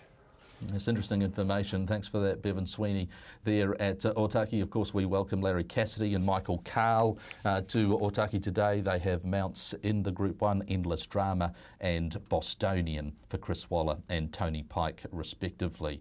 Your track conditions for draws, also speed map for draws. Very significant indeed. Okay, race number 1. This is how things look for the first on the program. $2.50 for Maria Dior, $4.20 press release Our Hail Mary, $4.40. It's the Cavallo Farm and Chris Rutten Bloodstock, $12.00. Stephen Hunt, Maria Dior. I've noted that this is shortened. Is that weight of money? About 4 or 5 on the race card, which we will touch on in the coming moments. That could have been clearly the best bat runner at the top of the show, Jason, but I did go with Platinum Invader in the last, obviously. But this is another notable shortener, number 3, Maria Dior, $2.50 trading off a peak of $3.10. Clearly the best bat runner in the first. The only other runner that has had some sort of money is number 5, Our Hail Mary, a filly by Ocean Park, well bred on the dam side, closely related to She's Sensational, who Alan Sharrock did also train. Our Hail Mary was very good on the eye, $4.40 on opening, got as short as $4.20, just drifted back out to $4.40 on the warm support of the favourite, Maria Dior. But just keep a notable eye on where that price finishes on the the third favourite, Our Hail Mary. But clearly the best bat runner is number 3, Rosie Myers does the riding, Maria Dior. Very well named as Our Hail Mary out of the mare Repenting. I'm not sure.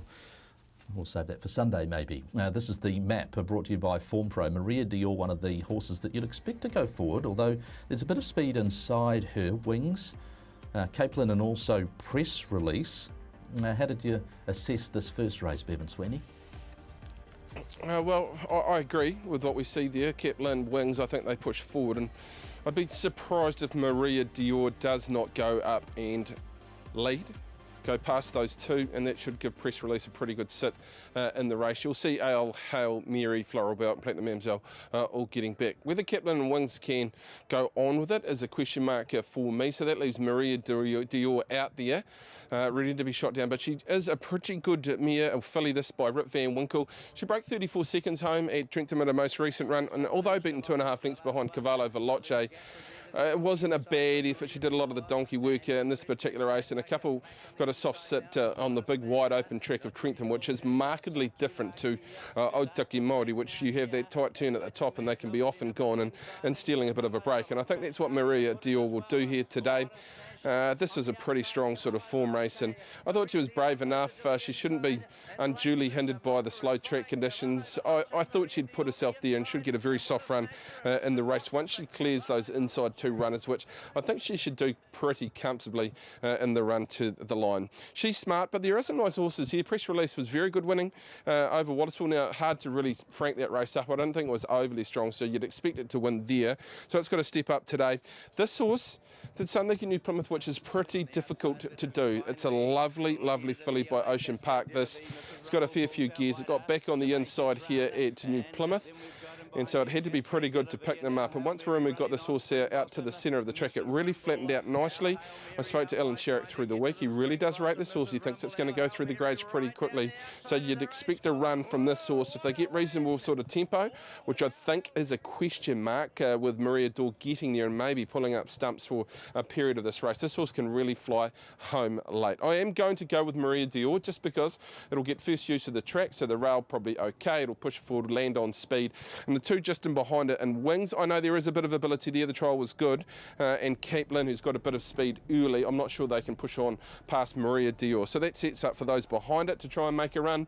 I just assess it as that. I don't think they can get across the top of Maria Dior out in front. So it's on top. I thought our Hail Mary, with a decent sort of tempo, should hit the line nicely. I wasn't willing to let go Platinum Mamselle. I think that's a fair sort of horse as well. And Press Release, look, it won nicely enough at its most recent start. It has to take a step up. This is stronger grade, but 3, 5, 4 and 1 in race number 1 on the programme. Race 2 is a good race. It's the Otaki Māori, the Otaki Male, also over 1,200 metres, and it features Hanger with Onanoa, Melini and Sasso Corbaro, a recent acquisition for Jamie Richards, a daughter of All Too Hard, that will race in the China Horse Club colours. Hanger there, Stephen Hunt is obviously the favourite. Is that the horse that's attracted most support? Clearly decent go on number 2, Hanger. Contested the Group 1 Telegraph last start a few weeks back. Prior to that did win in a similar field, rating 82 company in the CD. $3.40 top peak, now on $2.90. Holds around about 70% of total turnover in race 2, meeting 4. Onanoa, $4.60, remains that price at opening line. Onanoa, Sam Spratt looks to be a pace influencer from barrier 1. Now, Sasso Corbaro, interesting runner you mentioned, Jason, a former Aussie. Jamie Richards now doing the training for this individual by All Too Hard. Look, its ratings do stack up from Australia coming to a race like this, but just would have wanted to see a little bit more money. I feel that it probably needs one run from what I'm seeing, so just take note around the former Aussie, $4.50 out to $5. Merlini's cold, 6 out to $6.50. Sweepstake also freezing, 6 out to 7. And Vinny's Volley, that's the only other runner, spec'd at longer odds, 11 into 9. Had a track gallop Sasso Corbaro, I understand, at Ellerslie on Avondale Cup and Guineas Day. Looking at the map, however, and I suppose the way that this track could play, as you've discussed already, Sweens, is that there's good pace in the race. Hanger should sit just off them, and if they're coming off the rail, this really should suit Hanger superbly, whereas maybe yesterday I'd look at it and say, well, the rail and Onanoa leading up might be a good thing. It sort of dampens my enthusiasm, what you've already discussed. I'm with you, because I had Onanoa on top. I've changed my mind, and I'm going to make my best bet on the program Hanger. With all that speed on in front in this particular race, I thought this horse was exceptional at our opinion. Now, I think there's a few issues, maybe just feels its joints at times, so staying out of the track, I'm not massively concerned about that. I know it's had 2 starts on the slow going and missed both occasions. It has one on a heavy track. This was exceptional this day. It really was a performance, because the Blonde Line is a very good free-going type of horse, and it travelled up on its back very, very comfortably, and Blonde Line can really cut out early sectionals, so I was impressed with this. The horse is going to get that split, and it is going to be dominant late. It's got a very good turn of foot. If it gets very good speed in front of it, where did I end up mapping? I thought it would get back, but the speed's good enough, and it's going to come out wide in the track conditions. That's soft over a mare who won, what, 4 in a row? Blonde Line, unfortunately injured post that Blonde Line, so we won't see her for 12 months, but that was a win. Now, you forgive them one, went that big fresh up, that you forgive them that second run up if they've just got that little bit of edge taken off them. So he's on top for me, Hanger. He's going to be my bet of the day. 290s, probably found his mark, but geez, got some ability. I'll stick with Onanoa for second, because that's going to be in that leading position. I think it'll hold the inside, although it doesn't hold a very good fresh up record. Sweepstake comes out of the Telegraph. Now, it was a bit of a throw out the stumps that day. I thought she might have gone a little bit better, but we know that race, you know, rail inside 3 metres was very, very key. She does have good ability, Sweepstake. And then, look, Melini with the blinkers on, that'll go one of 2 ways, Jace. Won't it, with Melini? Either we'll have a brain explosion, or the horse will sit down and concentrate and really run through the line strongly and do everything right. So it's in there as an each-way chance, Melini, but I'm very keen on the 2 in the book here, Hanger, as a great bet on the program. And that track pattern just enhances its claims, you would suggest, if that inside is inferior to 3 or 4 metres off the rail. Okay, race number 3, and this is how things stack up for the Riverstone Cafe 1400. Malibik is $4.24, $40 for Awesome Mel, $4.80, Blue on Black. You've got Castani and Torre del Greco, and Quaff is now out to $15. It's short of the Tote Matthew Cross's best of the program. Spread of money here, Stephen. What can you inform us about? Plenty of shifts early doors in this market, Jason. There's 3 or 4 which I'll just quickly mention. Firstly, the opening fave, number 1, Blue on Black. Anne Herbert, now based in Alpuni. It's had a couple of trials, latest being a winning trial. It has been Friendless opened at $3.60, now to $4.80. It won't be winning today. Number 1, Blue on Black for what I'm seeing. Marlow Bick well supported now in that top line of betting at $4.20 off a peak of $4.60.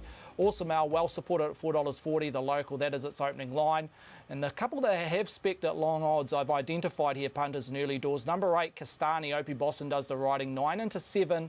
And also Toro de Gricchio opened at $12, now trading at 9, one of the worst liabilities up and down the 8-race card today. So there's a couple there specking at longer odds, but notably number 1, Blue on Black, won't be winning for punters.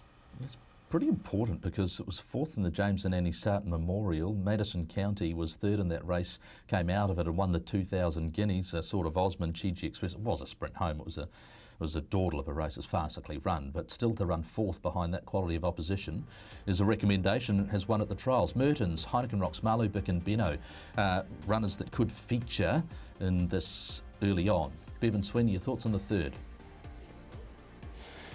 I thought this was quite a tough race. Now, Toro de Greco's was Dez's bet on the program this morning, so I understand the money coming there. Castani's promised a lot and hasn't really delivered. Much better last time, only beaten a length. Look, I thought when I first looked at it, I thought, well, Castani will push across and sit outside the lead, and that'll give this horse every chance. But Marlow Black, you got Burno in there, Quaff's likely to push forward. Heineken Hank, he's going to be in the mix early as well. So I thought it was a difficult race. I don't really understand the drift on the top of the book and Blue on Black. This is a Golden White Camelot. I love these Camelots. As you mentioned, the run for 4th at Tarapa, very good behind a smart horse. Gee, I love this trial. This was very, very good to my eye. And look, you've got Miss Labassa in the orange just in behind it, and this horse gives it the go-by. And I think Miss Labassa did tie up this day, so there's excuses. She didn't really let down, but Blue on Black soft at the line and really showed a lot of stretch. That's about as good a trial you'll see. So I don't understand the drift. I understand the weight maybe being an issue, but that horse there on that trial and the form out of the run behind Sword of Osman against this field should be winning. So the drift, I think, is giving you an outstanding price on this horse. Outside of that, look, Quaff's going to love these track conditions. Now, this horse mentally is a little bit unsound. You'll set out the back parade ring. It sort of goes a little bit dizzy, if that's the right word. It'll kick out and be a little bit disconcerted out in the back parade. Once it gets out on the track, it's okay. I think the track conditions really suit it. Thought it was really unlucky behind Queen of the Year, who's a pretty smart sort of horse. Should have run much, much closer to that fresh up. So I'm expecting Quaff to run a race from that draw. Also, Mel, very good to run second behind Bellissimo, and then I had Castani from a wide go. Opie Boston up. It will put itself there, so should be able to pick the place in the track that it wants to get home. But yeah, I'm against the drift here. I'm Blue on Black, Jace. I love that trial coming into today. Yeah, that's interesting. Stephen Hunt suggesting not much money for it, and Bevan Sweeney seeing the opportunity, and also giving us an excellent impersonation of Quaff, the horse. Race number 4, the dizzy horse, evidently. Sunran Spa. It's the maiden over 1600. We've got Thutmosis and also Lincoln Fury sharing favouritism here, Stephen, at $3.20. Tricky race to give punters a lead. Light and turnover thus far, Jason. Excuse me, Lincoln Fury, Thutmosis, $3.20 each of 2. Probably matched dollar for dollar between the 2 favourites here and the 1, the 6 and the 1. In front of Swift Sersha, $6.50 out to 7. Look, if there was a lead outside the top 3 or 4 I've already mentioned, it would be Madonna at $23. Now, the Rainers do the training here. Larry Cassidy does the riding. Just purely on pedigree, they might be going here, punters. Madonna, Rip Van Winkle, and a Material Girl who managed to win 6 races on a heavy/slow track conditions. That might be one that they're specking because of the track conditions today being a slow 7 Madonna, but really outside that, not too much to mention. Here's a quick look at the Form Pro speed map, and Sweens, how did you assess the form alongside of this? Well, I just saw this race being dominated on speed because I saw absolutely no real zip at all apart from Thutmosis, so it should get every chance today to be winning Thutmosis. Look, I don't think this horse is going to go bang, bang, bang and go 65, 75 and through the grades quickly, but in a race here, but there's just nothing in behind Thutmosis to sort of put any pressure on. This horse has run home okay.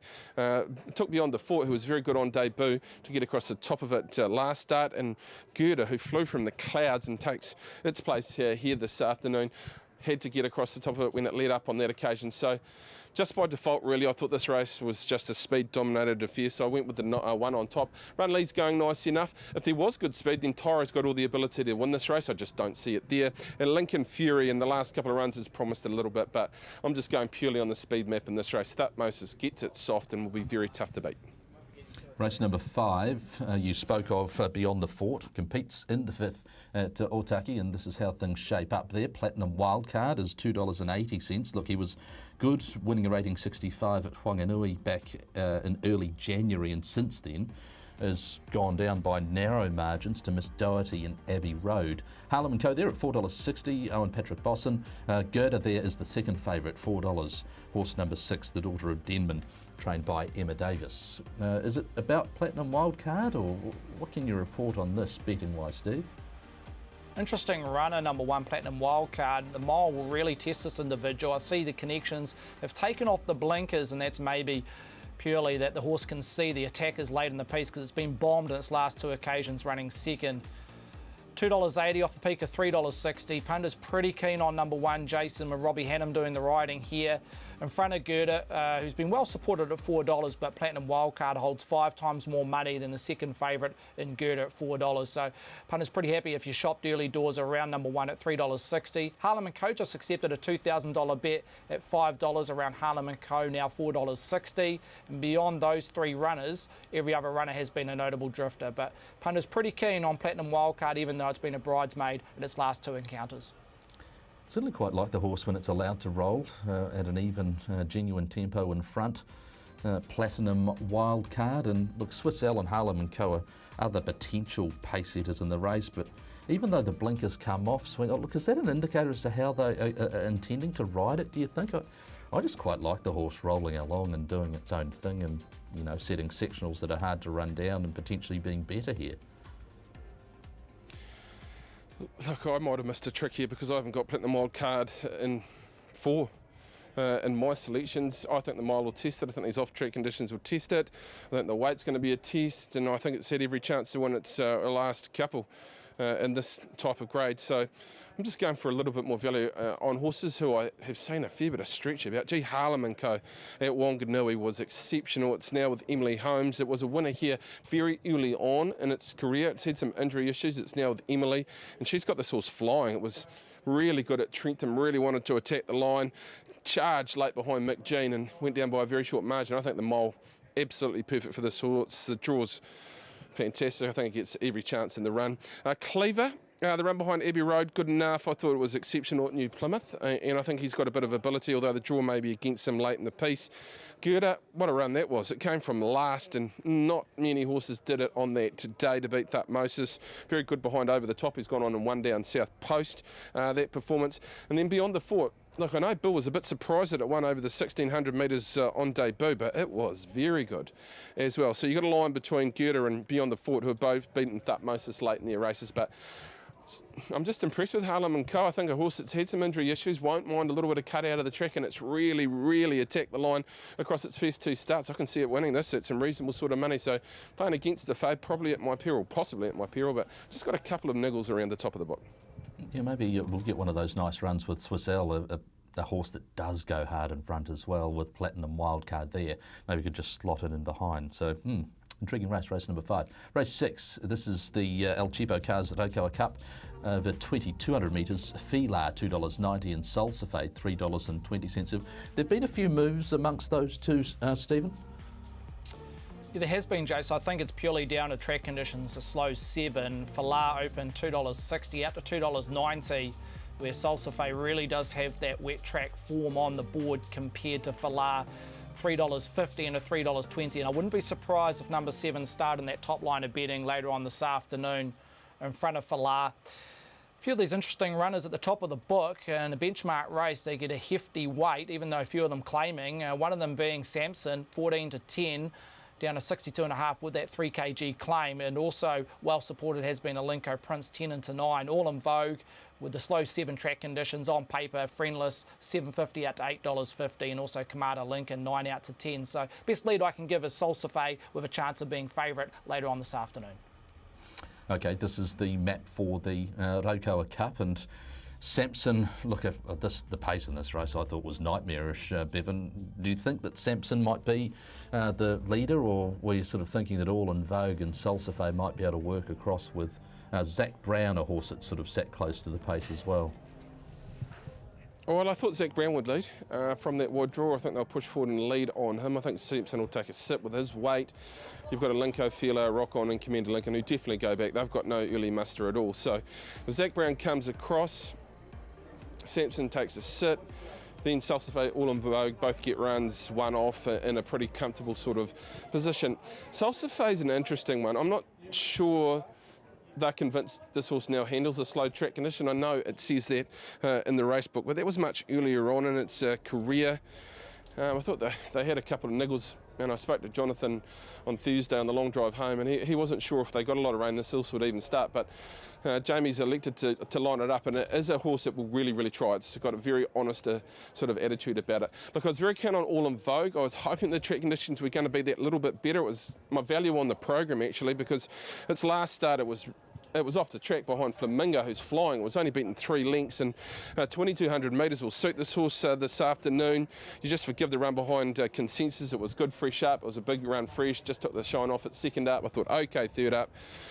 Has been very capable in these types of races. I thought it was great money at $8.50. Yes, the slow track conditions will play against, but I'm just willing to go with it from that draw to find a nice spot in the run. Over Falar, although the drift will come, I'm sure the track conditions are concerned. Salsafe's in the mix, and look, I saw Rock On trial midweek, and he was very, very good. He got Satellite a long way from home, and he was strong to the line. Sam O'Malley taking 4 kilos off his back, and just note that horse that won that trial, Jace, Rock On Wood for Lee and Elliott. Wherever that lines up, you can pretty sure it's going to win. Well, very promising horse. Rock On Wood is a 3-year-old, obviously has been off the scene for a significant amount of time, but noted we'll be favouriting that, if I can possibly do that on the TRB website and find it. But yeah, Rock On you'd think would be Satellite, and would need to be Satellite, because you wouldn't expect the pace to be that strong throughout. Okay, so the Honui Farm Wait for Age Group 1 Classic is race number 7. And at 14 minutes past 4, they'll be boxed and loaded. So Melody Bells, $2.90. Volpe Veloce, $5.50. Don't forget the Punters Lounge Live special. Volpe Veloce looks the main shortener here, Stephen, and Melody Bell yesterday was $2.80. So obviously a reaction there. Been a few twists and turns between the 8 and the 9. Look, there was early money on Melody Bell on Wednesday afternoon, Thursday morning. Then we saw a real big drive around number 9 Volpe Veloce to get its price in from $6.50 into $5.50 Thursday afternoon, and most of the day Friday around Volpe Veloce's drawn barrier 3 Troy Harris doing the riding. But just this morning, Melody Bell has clearly been the most popular runner, Jason, in trading. We've accepted a $4,000 bet at $2.90, a number of 4-figure bets, including $1,500 and $2,000 at $2.90 Melody Bell. She currently holds 2 times more money than Volpe Veloce. So if you asked me the question yesterday, I would have said Volpe Veloce best back runner, but now with the money we've seen this morning, the first 4 or 5 hours of trading, it's Melody Bell looking to go 4 Group 1s this season. Bostonian 11 into $8.50, but I think he's found his mark now at 8.5. Bostonian. Endless Drama, notable drifter here, $7.50 at $8.50. Sapira was well supported during the week, 15 into 11, but again, I think she's found her mark. And More Wonder, the 3-year-old, you're just not sure what you're going to get out of the gates, but he has been a notable drifter, not keen around this time of the year. The weight scale, Wait for Age, 55 on his back, 10 out to 14. And just a quick mention on Rock On Wood. We'll be starting on Wednesday at Hawke's Bay, Jason, and a rating 72, Rock On Wood, number 1 in race 8. Oh, you'll be giving us heaps for that, won't you? You'll no doubt give us a great price. Just a quick chat on Endless Drama before we get to the map and Bevan Sweeney.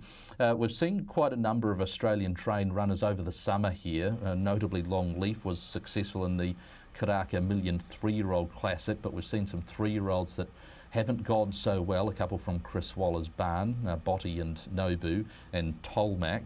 We saw a horse line up in the Telegraph as well before going to the BCD Sprint. Endless Drama, the money, sort of what you'd expect, or were you expecting more? Just weren't sure, Jason, to be fair. Look, going deep into his form, the question mark was probably a true 1,600 metres. All his real strong group form has been over 12 and 1,400 metres. Look, he is the 4th best back runner, so he sits probably where he is in the market, in that 4th line of betting at $8.50, Jason. Maybe we're a little bit cautious early doors when we open him at $7.50, but I think he's found his mark. I don't think we're going to be seeing a huge truck of money like we did with Longleaf in the Karaka Million 3-year-old race over the mile a few weeks back, late part of Jan.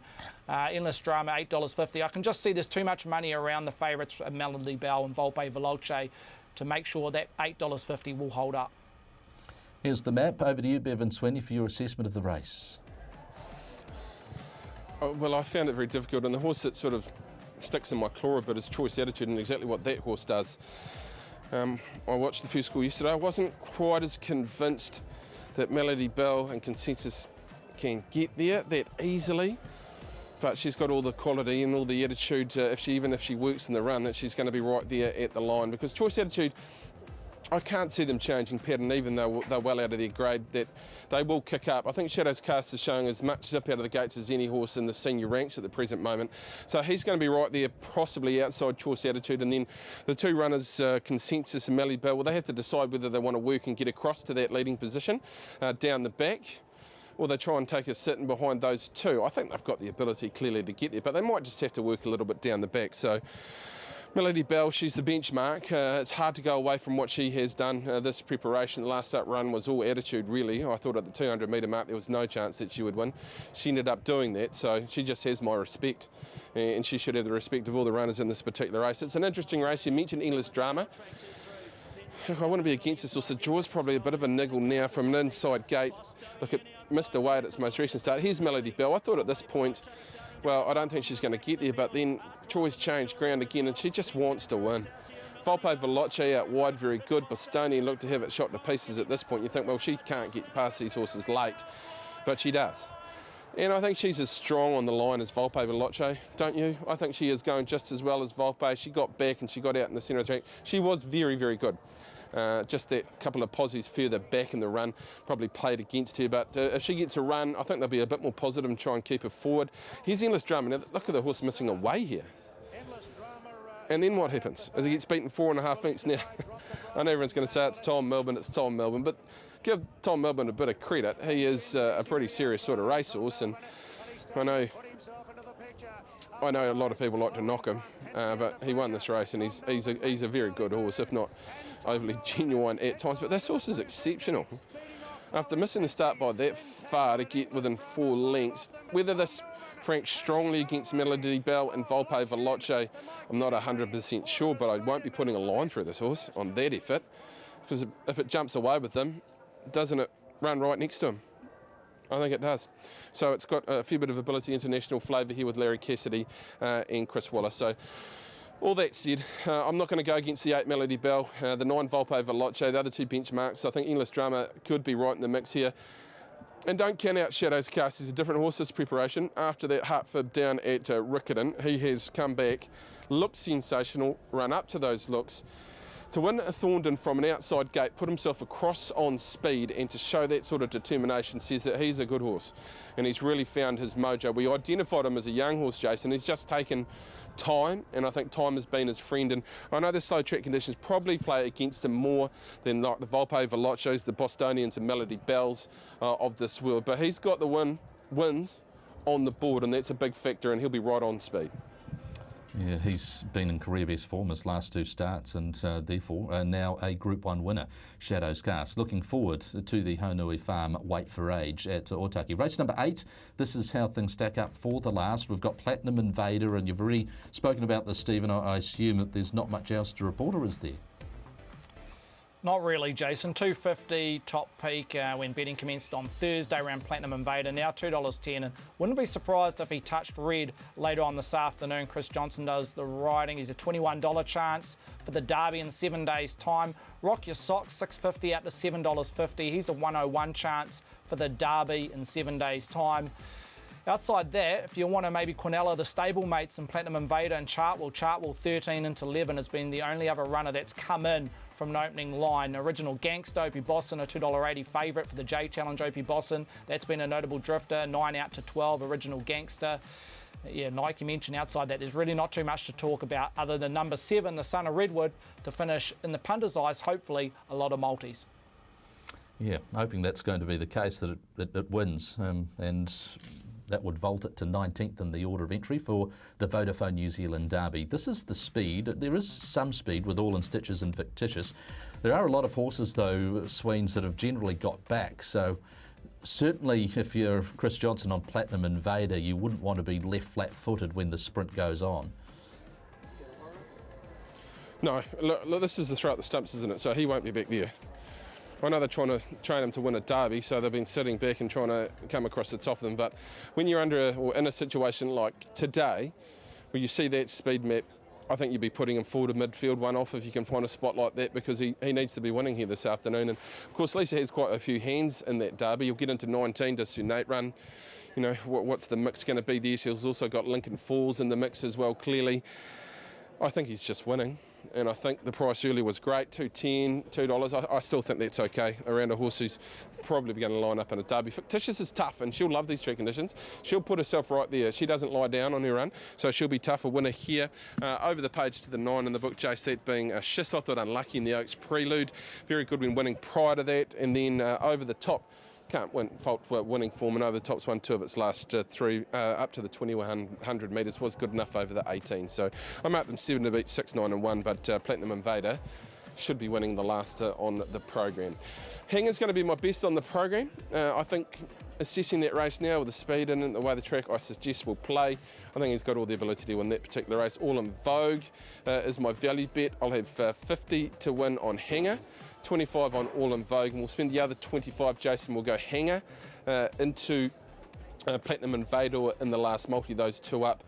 And what are we going to get? Around about 7 to 1. So we'll get 180 for $25 there. So 2 and 7. I think that's 2 pretty good bets on the program. We'll multi those up. But all set and ready. The cloud seems to be clearing a bit. Jason, I don't think we're going to get any more rain on the program, but I don't think we'll either get an upgrade as well throughout the afternoon with the rain that has fallen over the last 24 hours. Outstanding. Bevan Sweeney previewing the 8 race card on a Group 1 day at Otaki. He'll be joined by Aidan Rodley and Tony Lee for the coverage on TAB Trackside 1. And he's also thrown out a winner for Little Avondale Lowland Day at Hastings on Wednesday. Speaking of Rock on Wood, and thanks to you, Stephen Hunt, for giving us the heads up that it's in race number 8 there. We look forward to the outstanding price. That was the Punters Lounge Live for this 23rd day of February. Hope there's a winner there for you. Pretty sure there is. Now for Trackside Live and Brendan Popper with runners parading at Matamata.